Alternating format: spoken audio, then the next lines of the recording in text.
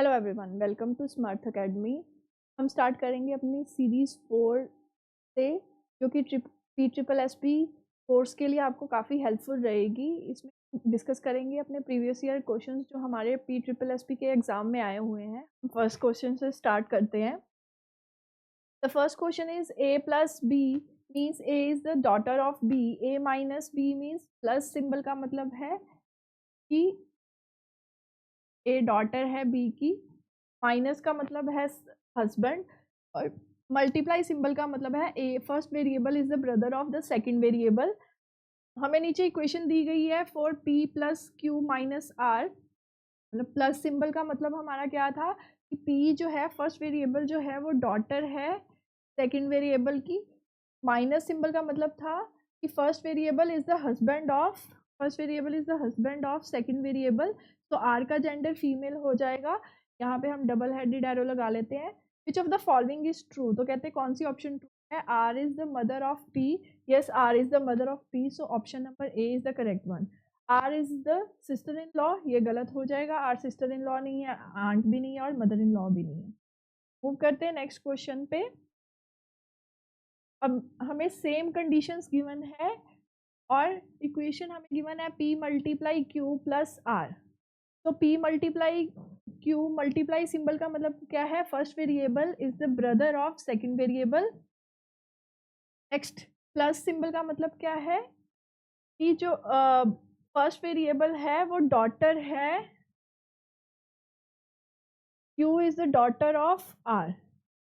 तो विच of the following is true, p is the brother of r।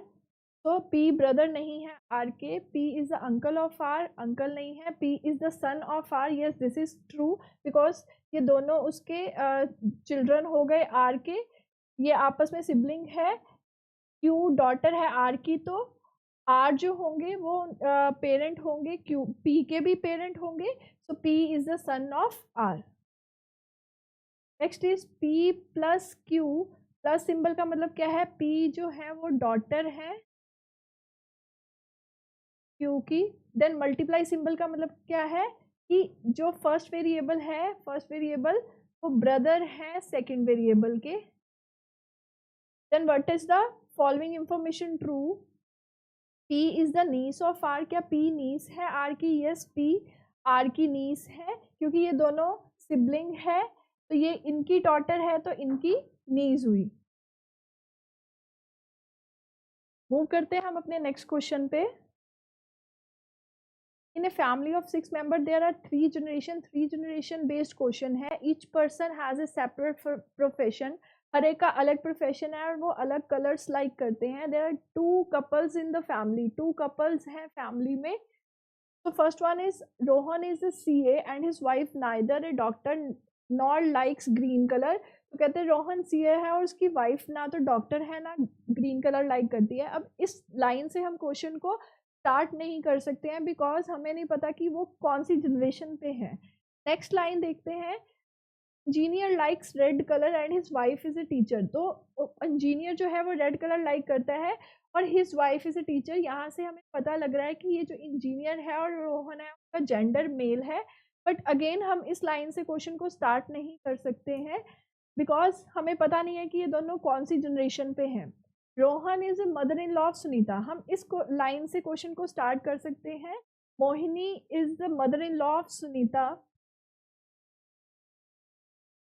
Mohini जो है वो मदर इन लॉ है सुनीता की। इट मीन्स मोहिनी का कोई प्रोफेशन भी होगा और वो कोई कलर भी लाइक कर रही होगी, तो मैंने उसका सर्कल थोड़ा बिग रख लिया है। और वो मदर इन लॉ है सुनीता की, तो इट मीन्स उनका कोई मेल सन होगा, उससे मैरिड होगी सुनीता।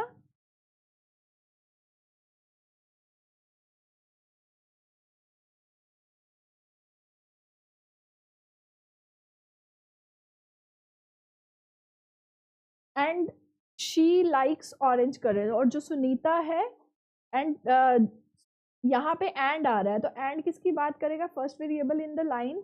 तो जो मोहिनी है वो ऑरेंज कलर लाइक करती है, तो मोहिनी लाइक्स ऑरेंज कलर।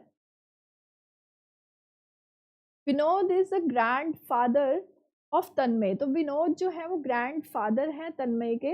तो फादर है तो ग्रैंडफादर है तो बिल्कुल ऊपर वाली जनरेशन पे आएंगे, तो यहाँ पे इसको लिख सकते हैं, जो विनोद है वो ग्रैंडफादर है तन्मय के, उनका जेंडर मेल हो गया, और तन्मय जो है वो बिल्कुल नीचे वाली जनरेशन पे आ जाएंगे।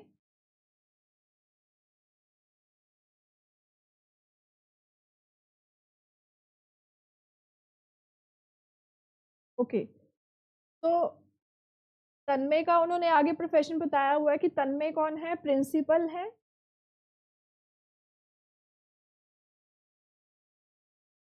एंड लाइक्स ब्लैक कलर, और वो कौन सा कलर लाइक करते हैं, black colour. Okay, Nanu is grand daughter of Mohini, Mohini की ग्रैंड डॉटर है नानू, तो वो ग्रैंड डॉटर है, इट मीन्स तन्मय की सिस्टर होगी, के नेम को सर्कल में कर लिया, and she likes blue colour, वो ब्लू कलर लाइक करती हैं। नानूस मदर लाइक्स व्हाइट कलर, तो नानू की मदर सुनीता ही होगी, तो वो व्हाइट कलर लाइक करते हैं। ओके, तो ये लाइन हमने ये तीनों लाइंस को यूज कर लिया है। अब रह गई हमारी फर्स्ट और second line, Rohan is a CA. अब रोहन सीए है, तो रोहन को हम कहाँ पे, कौन सी स्पेस बची, यही स्पेस बची कि रोहन यहाँ पे आ जाएगा, और उसका प्रोफेशन है CA, and his wife is neither A doctor, उनकी वाइफ ना तो डॉक्टर है ना ही ग्रीन कलर लाइक करती, तो उनकी वाइफ वाइट कलर लाइक करती है, तो ये कंडीशन हमारी सेटिस्फाई हो गई। और यहाँ पे डॉक्टर प्रोफेशन नहीं आएगा, यहाँ पे डॉक्टर प्रोफेशन नहीं आएगा। Okay, engineer likes red colour, जो इंजीनियर है वो रेड कलर लाइक करते हैं, तो हमें इंजीनियर एक मेल लेना है, एक male person will be the engineer, और लाइक रेड कलर, तो यहाँ पे आ सकते हैं इंजीनियर, और यहाँ पे आ जाएगा रेड कलर, और उनकी वाइफ हो जाएगी टीचर।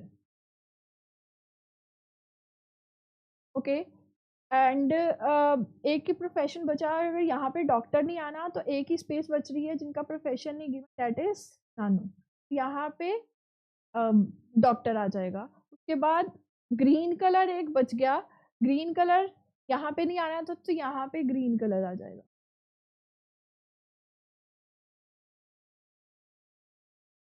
तो according to the given information, हमें जो भी गिवन था उसके अकॉर्डिंग हमने ये सारा नोट डाउन कर लिया है।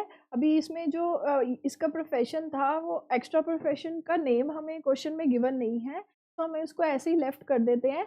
क्वेश्चन पे आते हुए is the engineer in the family, तो इंजीनियर कौन था, Vinod was engineer in the family.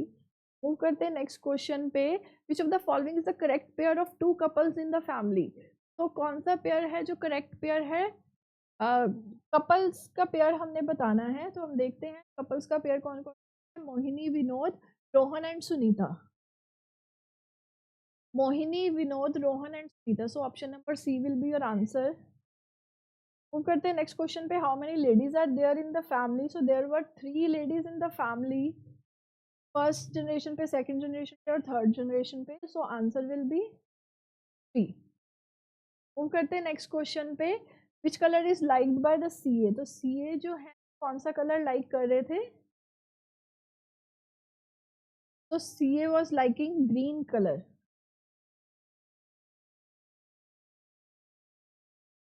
Move to the next question, when Rahul was born,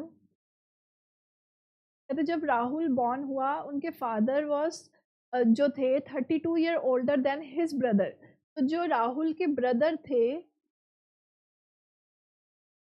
उनसे राहुल के ब्रदर की जो भी एज होगी उनसे वो राहुल के जो फादर थे 32 ईयर्स बड़े थे, और उनकी जो मदर थी, जो राहुल की सिस्टर थी,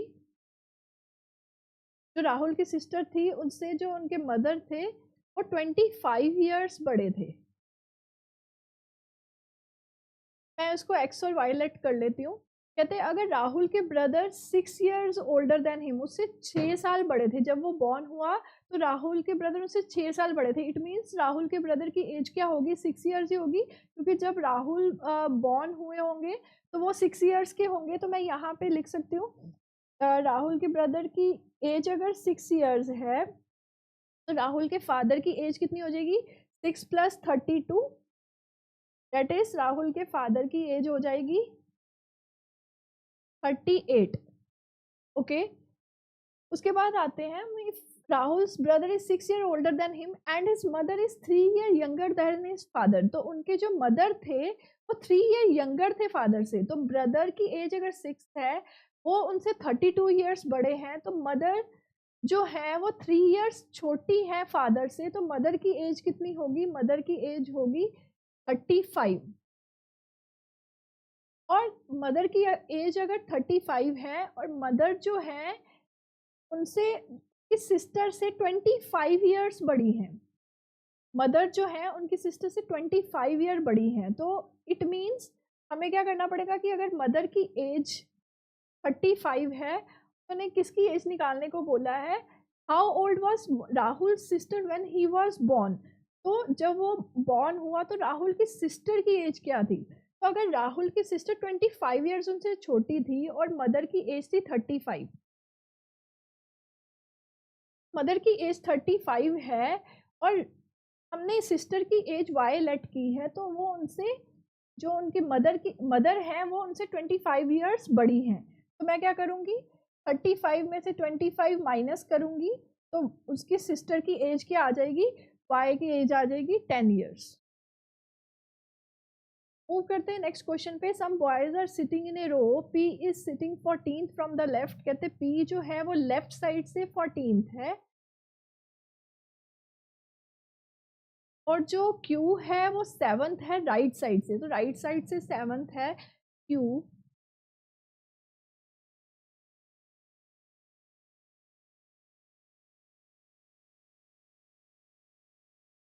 और उनके बीच में 4 boys are sitting in between them. 4 boys बीच में बैठे हुए हैं। तो 14 × 7 + 4, 14 + 7 21, 21 और 4 कितना हो गया 25। सो कितने बॉयज होंगे एक रो में, they will be 25। If A number exceeds its 3/8 part, तो अगर यहाँ पे उन्होंने क्या कहा कि अगर एक नंबर एक्सीड हो 3/8 पार्ट से और उसमें कितना इंक्रीज आए 25 का, तो वो नंबर क्या होगा। तो हम अगर नंबर को लेट कर लें x, तो उसमें इंक्रीज क्या आना है, उसमें 3/8 पार्ट से इंक्रीज आना है और कितना इंक्रीज होगा उसमें 25। 3/8 पार्ट में हमने इंक्रीज करना है 25। तो बताओ वो नंबर क्या बन जाएगा। तो हमने इस तरीके से अपनी इक्वेशन बना ली। तो इक्वेशन को इसको सॉल्व करेंगे, 25 को इधर ही रहने देंगे तो उधर लेके जाएंगे 3/8 को। तो ये आपका आ जाएगा 8x - 3x/8। तो इसको कैलकुलेट करेंगे हम, ये आपका आ जाएगा 25, 5/8, 8/5 करेंगे इसको, इधर लेके आएंगे तो ये कटिंग हो जाएगी, अब पे 5 आ जाएगा, x की वैल्यू हमारी आ जाएगी 40। मूव करते हैं नेक्स्ट क्वेश्चन पे। Deepika correctly remembers that her brothers birthday is before 26 जुलाई। उसको पता है कि उसका ब्रदर का बर्थडे 26 जुलाई से पहले है और बट आफ्टर 15 जुलाई के बाद में है। तब इसके बीच वाली डेट्स में उसका बर्थडे है। वेयरएस उसकी मदर को रिमेम्बर है कि दीपिका के ब्रदर का बर्थडे जो है वो 20 जुलाई से पहले का है और 16 के बाद का है। तो ना हमने इसमें 16 और 20 को काउंट करना है, जो बीच वाली डेट सारी डेट इज 17, 18 और 19। इन तीनों डेट्स में से किसी एक डेट को उसका बर्थडे होगा। और आगे उन्होंने क्या लिखा है कि it is an even date, even date है। तो इन तीनों में से इवन डेट क्या आ रही है, 18 जुलाई। तो 18 July will become your answer. Move करते हैं हम अपने नेक्स्ट क्वेश्चन पे। In a certain code 786 mean study very hard. तो सर्टेन कोड में लिखा हुआ है 786 मीन्स हमने स्टडी वेरी हार्ड। तो कोडेड लैंग्वेज में हम इंफॉर्मेशन गिवन है इस क्वेश्चन को हम कैसे करते हैं, कॉमन फाइंड आउट करके। तो इसमें हम देखेंगे हमें हमसे क्वेश्चन क्या पूछा गया, विच of the following is the code of very, very का कोड पूछा गया है। तो फर्स्ट लाइन में वेरी आ रहा है, तो हम क्या करेंगे, फर्स्ट लाइन में से हम जो कॉमन वर्ड्स होंगे उनको एलिमिनेट करेंगे। स्टडी देखते हैं फर्स्ट लाइन में, और थर्ड लाइन में स्टडी कॉमन है, और फर्स्ट लाइन में और थर्ड लाइन में इधर से क्या कॉमन है, 6 कॉमन है, तीनों डिजिट्स में से 6 कॉमन है, तो स्टडी का कोड हो जाएगा 6। मेरे को स्टडी का कोड नहीं चाहिए, मैंने सिंपली उसको कट करके लिख दिया है। इसके बाद हार्ड का कोड, फर्स्ट और सेकंड लाइन में हार्ड कॉमन है, और इधर से फर्स्ट और सेकंड लाइन में 8 कॉमन है, तो हार्ड का कोड हो जाएगा 8। ओके, सो फर्स्ट लाइन में ही हमने वेरी का कोड निकालना है, तो फर्स्ट लाइन में इधर से वेरी बचा और इधर से 7 बचा, तो वेरी का कोड क्या हो जाएगा, विल बिकम 7। मूव करते हैं नेक्स्ट क्वेश्चन पे। सी इज एज फादर्स नेफ्यू, कहते हैं जो सी है वो नेफ्यू है ए के फादर का, ए के फादर का नेफ्यू है, एज फादर नेफ्यू। सो सी का जेंडर हमें पता है कि वो मेल हो गया, ए के फादर, तो अभी यहाँ से हमें ए का जेंडर हमें पता नहीं लगा है, तो इट मीन्स जो ए के फादर है उनका कोई आगे सिबलिंग होगा, सिस्टर होगी या ब्रदर होगा, तो उनका आगे चाइल्ड होगा, डेट इज सी। आगे पढ़ते हैं, डी इज एज कजन, कहते हैं डी जो है ए का कजन, ए का कजन मतलब सी का ही ब्रदर या सिस्टर होगा डी, बट आगे उन्होंने क्या कहा है, but not the brother of C, but वो कह रहे हैं सी का ब्रदर नहीं है, तो सी का ब्रदर नहीं है तो सिस्टर तो हो सकता है ना, तो D will become the sister of C. Next वो क्या कह रहे हैं कि how is D related to C, तो कहते हैं डी कैसे रिलेट करेगा सी से, तो डी का बेसिकली उन्होंने जेंडर पूछा है, तो डी क्या होगी, सिस्टर होगी सी की। मूव करते हैं नेक्स्ट क्वेश्चन पे।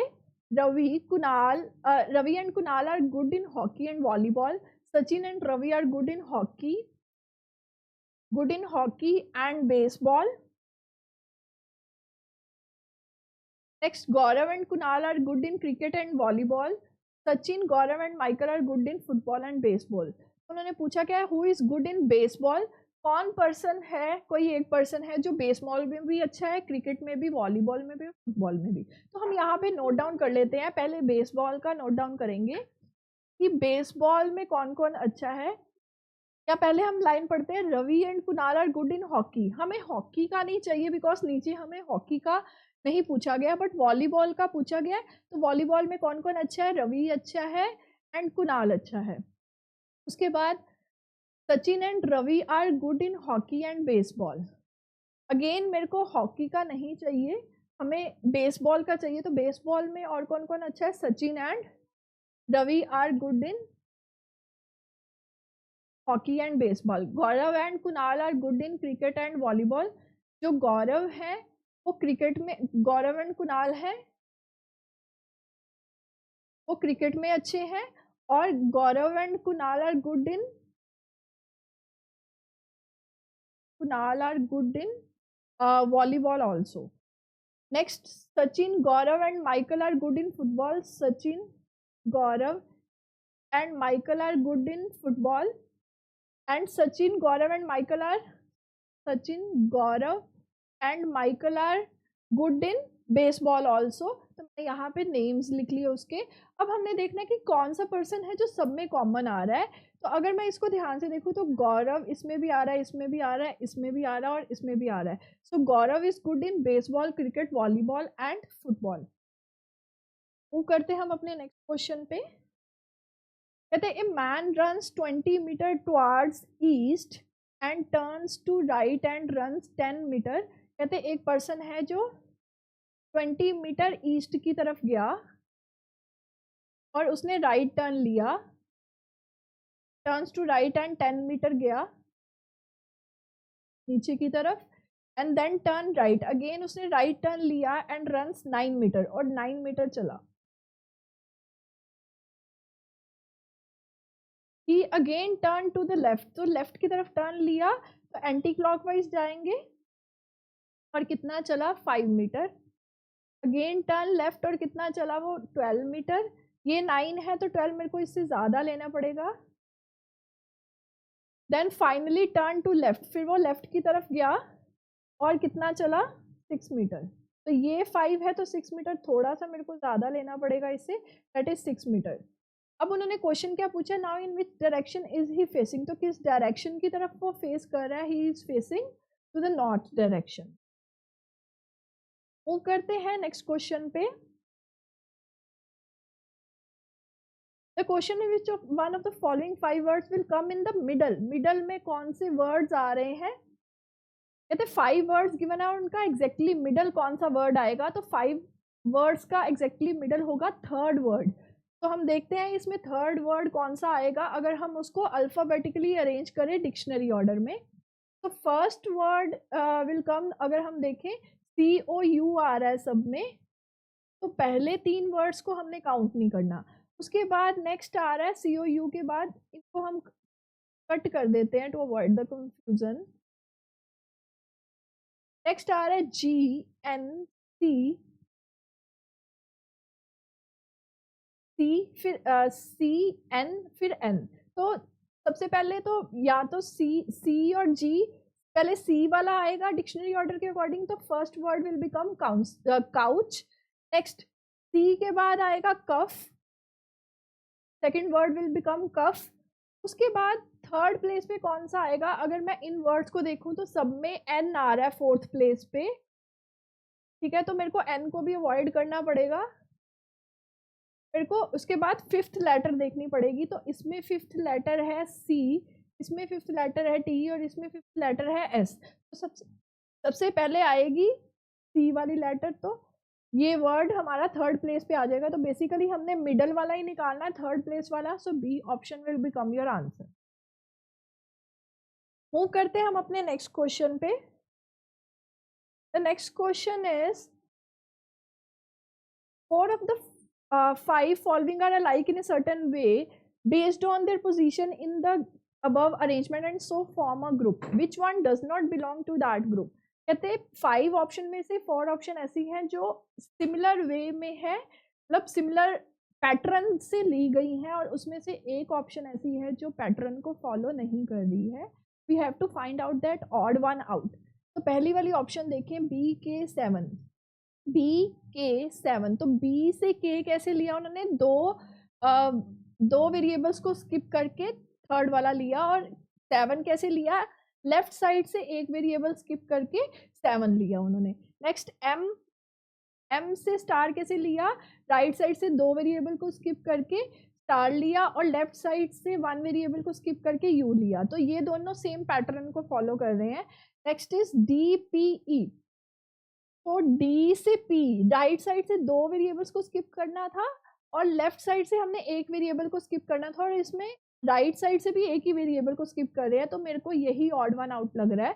नेक्स्ट ऑप्शन देखते हैं WJI, यस, W से 2 वेरिएबल को स्किप करके J आ गया और एक वेरिएबल को स्किप करके I आ गया, तो ये भी पैटर्न को फॉलो कर रहा है। 3Q, 2 वेरिएबल को स्किप करके Q आ गया और एक वेरिएबल को स्किप करके P आ गया, तो ये भी पैटर्न को फॉलो कर रहा है। तो ऑड वन आउट हो गया हमारा option number B, DPE। Move to the next question. A person is asked to put in basket, एक पर्सन को बोला गया कि एक बास्केट में 1 एप्पल डाले अगर एक ऑर्डर हुआ, तो एक एप्पल ऑर्डर हुआ है तो एक एप्पल डालना है, 1 एप्पल पुट होना है। अगर 1 गुआवा ऑर्डर हुआ है, 1 गुआवा डालना है। व्हेन ऑर्डर 2, अगर 2 गुआवास ऑर्डर हुए हैं तो आपने एक गुआवा डालना है। उसके बाद एक ऑरेंज डालना है, अगर 3 ऑर्डर हुए हैं तो एक ऑरेंज डालना है। उसके बाद कहते हैं is asked to take out, निकालना कितना है, कहते हैं अगर 4 ऑर्डर हुए हैं तो उसमें से एक एप्पल निकाल लो और एक गुआवा निकाल लो। ओके, तो हम देखते हैं कि हमें सीक्वेंस क्या गिवन है, the order sequence executed by the person is as follows. So हमें पूछा क्या गया है कि हाउ मेनी एप्पल्स बताओ ये सीक्वेंस हमें गिवन है, तो बताओ एक बास्केट में कितने एप्पल्स होंगे। तो हमने बेसिकली एप्पल पे फोकस करना है, हमने गुआवा और ऑरेंज को नहीं देखना। तो हम एप्पल का देखते हैं कि कब कब एक एप्पल आ रहा है बास्केट में, जब नंबर 1 है तो ठीक है। तो 1 नंबर पे एप्पल इन हो रहा है, 1 2 3 4 5 एंड 6 टाइम्स एप्पल इन हुआ बास्केट में, ठीक है। और आउट कितने टाइम हुआ, जब 4 ऑर्डर हुए होंगे तो एक एक एप्पल आउट हुआ होगा बास्केट में से। तो हम देखते हैं 4 कितने हैं, 1 2 3 और 4, 4 टाइम्स 4 रिपीट हो रहा है। इट मीन्स हर एक बार जब 4 ऑर्डर हुआ होगा तो एक एक एप्पल बाहर निकला होगा। तो इसमें से 4 एप्पल्स आउट हो गए बास्केट में से, ठीक है। तो हमारे पास एप्पल्स कितने बचे बास्केट में, 2 एप्पल्स वर देयर। तो यहाँ पे 2 बार 3 ऑप्शन दी हुई थी, एक ऑप्शन गलत है, यहाँ पे 2 ऑप्शन आना है। तो option number C will become your answer. Move करते हैं नेक्स्ट क्वेश्चन पे। There is some relation according to some rule, कहते हैं जो हमें डिजिट्स नंबर्स दिए हुए हैं और जो हमें अल्फाबेट्स दिए हैं उनमें रिलेशन है।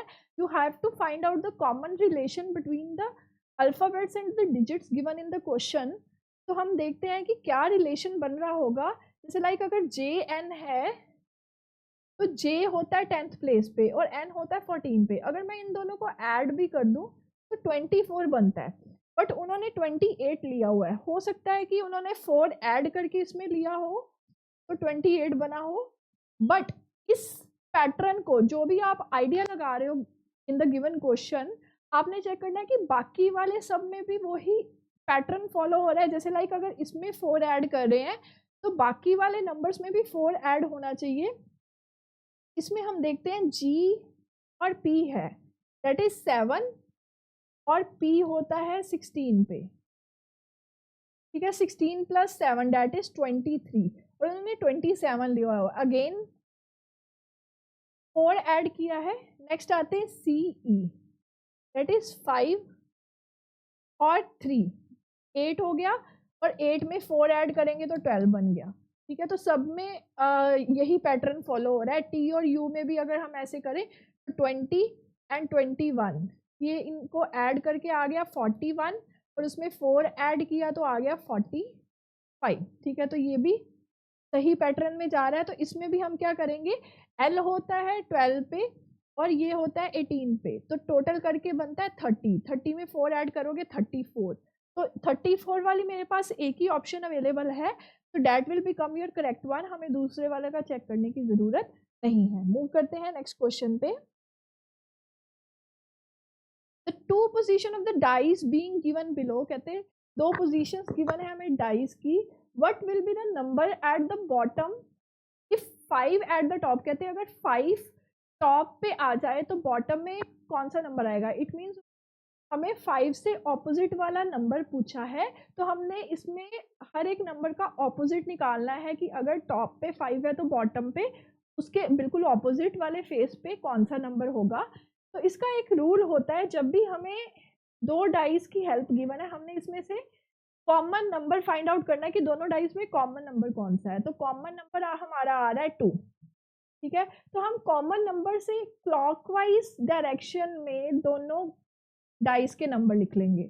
2 से क्लॉकवाइज डायरेक्शन में लिखा, 2 4 1 आ गया, और 2 से इस डाइस के 2 से क्लॉकवाइज डायरेक्शन में लिखा तो ये आ गया 2 6 एंड 3। इसका मतलब है कि जो 4 है वो 6 के ऑपोजिट आएगा और 1 के ऑपोजिट 3 आएगा। तो 2 के ऑपोजिट आने के लिए एक ही नंबर बच रहा है, डेट इज 5। तो 2 के ऑपोजिट 5 होगा, तो अगर 5 टॉप पे आ जाएगा तो 2 बॉटम में आ जाएगा।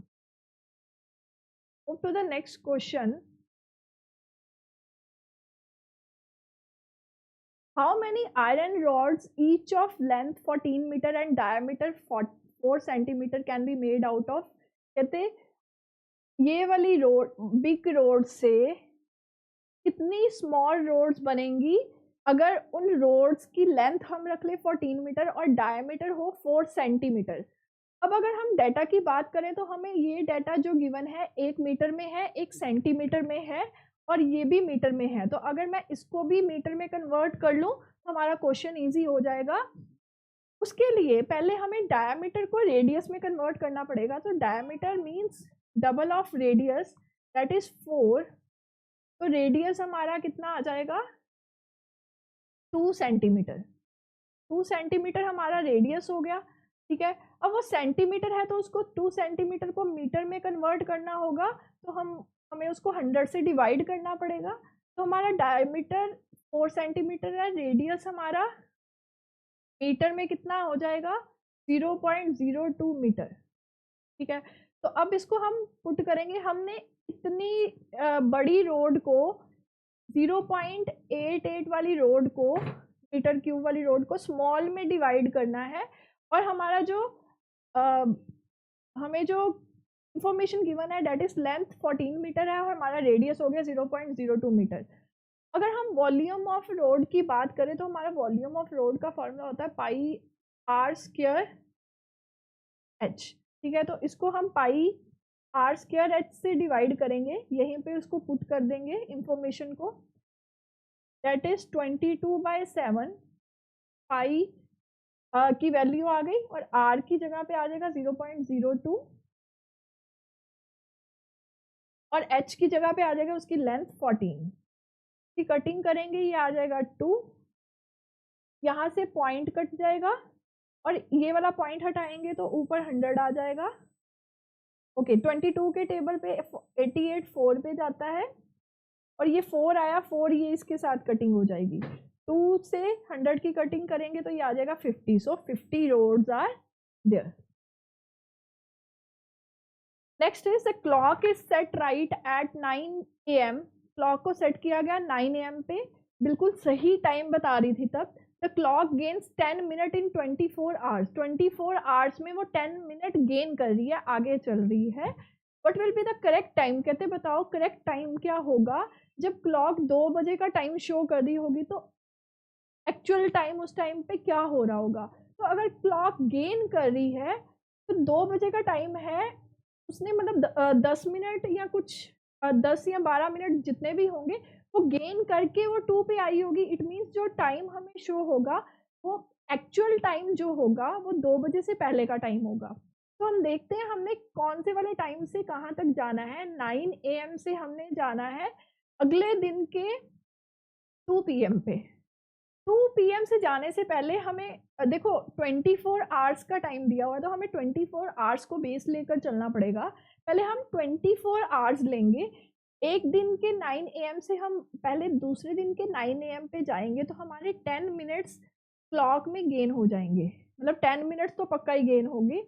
उसके बाद 9 AM से आपने 2 PM पे जाना है, कितने आवर्स फॉरवर्ड जाना है, 5 आवर्स और फॉरवर्ड जाना है, तो कुछ मिनट और गेन कर रही होगी, मतलब सिर्फ 10 मिनट नहीं गेन करेगी, कुछ और मिनट्स 2-3 मिनट्स और गेन करेगी, क्योंकि 24 आवर्स में वो 10 मिनट गेन कर रही है, तो 5 आवर्स में अप्रोक्सीमेटली 2 मिनट और गेन करेगी, ठीक है।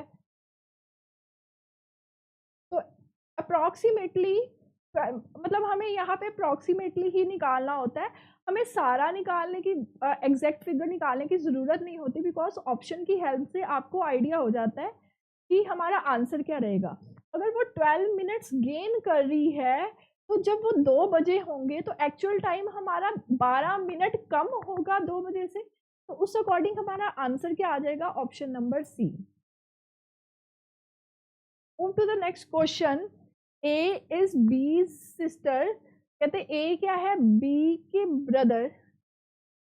ए इज ब्रदर सिस्टर, ए के ब्रदर की सिस्टर, तो ए की सिस्टर ही हुई, ए के ब्रदर की सिस्टर, ए की सिस्टर के फादर। तो मतलब यहाँ पे ये जो सारी लाइन बात करी वो ए के फादर की बात करी है। ए के फादर के ब्रदर कौन है, के है, ठीक है। ए के ब्रदर की सिस्टर ए की सिस्टर हुई, और ए के सिस्टर के फादर ए के फादर हुए, ठीक है। तो ए के फादर के ब्रदर, ए के फादर के ब्रदर कौन है, के है, एंड के की डॉटर है डी, के की डॉटर है डी, और वो पूछ रहे how is A related to D, तो डी के लिए ए क्या हो जाएगी, कजन हो जाएगी। What is the minimum number of straight lines that is needed to construct the figure. तो तो जब भी ऐसा क्वेश्चन आए हमने मिनिमम नंबर काउंट करना है स्ट्रेट लाइन का, तो हम क्या करते हैं, हम बिग लाइन को लेते हैं, लाइन को ब्रेक करके नहीं लेते। तो उसमें भी हम कैसे काउंट करते हैं, हमारी जो लाइंस रहती है या तो वो स्टैंडिंग लाइन रहती है, ओके, देन स्लैंटिंग लाइन रहती है, देन स्लीपिंग लाइन रहती है। ठीक है, तो हम वन बाय वन सबको काउंट करेंगे। पहले हम स्लैंटिंग लाइन काउंट करेंगे, 1, इस एक एंड से काउंट करेंगे, 1 2 देन 3 देन 4, इस तरफ से 4 है। तो अगर मैं इस तरफ से भी स्लैंटिंग लाइन काउंट करूंगी तो 5 6 7 और 8, तो मतलब मेरी स्लैंटिंग लाइन कितनी आ गई, 8 आ गई। उसके बाद मैं नेक्स्ट स्टैंडिंग लाइन काउंट करूंगी, 1 2 3, तो स्टैंडिंग लाइन मेरी कितनी आ गई, 3 आ गई।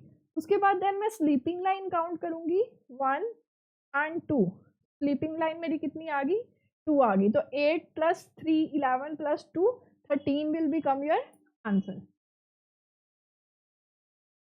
मूव करते हैं नेक्स्ट क्वेश्चन पे, question number 49। In this question find the missing number from given responses. तो आपने देखना है कि यहाँ पे कौन सा नंबर आएगा। तो हम अगर पहले दो नंबर्स को स्टडी करें, तो ये जो 16 मिडल में लिया हुआ है, तो चांसेस है कि ये जो 16 बिल्कुल मिडल में आ रहा है, इन दोनों नंबर्स के मैथमेटिकल ऑपरेशन से ही बन रहा होगा। तो हम देखते हैं कैसे आ सकते हैं 16। अगर मैं 341, बिकॉज ये बिग नंबर है, बिग से छोटा नंबर बन रहा है, तो अगर मैं इसके सिंगल डिजिट्स को ऐड ऑन करूं, 4 + 3 7 + 1 8, इनको ऐड करके बना 8, और 5 + 2 7 + 1 8, इसको भी ऐड करके बना 8। तो 8 + 8 दैट इज 16। देख लेते हैं कि अगले नंबर में भी क्या ऐसे ही हो रहा है। 6 + 3 9 + 1 10, 8 + 6 14 + 1 15, 15 + 10 दैट इज 25। तो इसमें भी कैसे होगा, इसमें भी इनको ऐड ऑन करेंगे, 5 + 4 9 9 + 2 11, और यहाँ से 6 + 3 9 9 + 2 11, तो दोनों को ऐड करके 11 ही बन रहा है। तो 11 + 11 आंसर विल बिकम 22। मूव करते हैं हम अपने लास्ट क्वेश्चन पे। The next question is, in this question select the related number. क्या कहा है कि D इज रिलेटेड विद 25। अब देखते हैं DE से 25 कैसे आएगा। अगर मैं D के प्लेस की बात करूं तो वो 4 पे होता है और ये 5 पे होता है, और इन्होंने 25 लिया हुआ है। तो कहना इससे कि 45 में से 20 माइनस करके 25 ले रहे हैं, और वो 20 कैसे आ रहा है। अगर मैं 4 और 5 को मल्टीप्लाई करूं, इट इज 20। इट मीन्स 4 और 5 जो इनके प्लेसेस है, उनमें से इन दोनों को मल्टीप्लाई करके जो आ रहा है, वो इसमें से सब्ट्रैक्ट हो रहा है। ठीक है, तो ये आंसर आ गया हमारा 25। आगे देखते हैं क्या इससे भी हमारा ऑप्शन में, बेसिकली इन क्वेश्चन में हमने क्या ध्यान रखना होता है कि जो भी हमने पैटर्न बनाया है उसका आंसर ऑप्शन में अवेलेबल होना चाहिए, क्योंकि एक क्वेश्चन में बहुत सारे पैटर्न बन जाते हैं, बट कई बार उस पैटर्न के अकॉर्डिंग हमें ऑप्शन में आंसर गिवन नहीं होता, तो वो हमें चेक करना पड़ता है। तो इस पैटर्न के अकॉर्डिंग देखते हैं आंसर जो है वो ऑप्शन में है या नहीं। ये आया 89, तो इन दोनों को मल्टीप्लाई करेंगे तो वो आ जाता है 72। तो इसमें से 72 हम माइनस करेंगे तो हमारा आंसर आता है 17। ऑप्शन में 17 है, yes 17 is available in the option, so option number ए आपका आंसर हो जाएगा। So that was all about the PSSB previous year question series 4. Thank you for watching.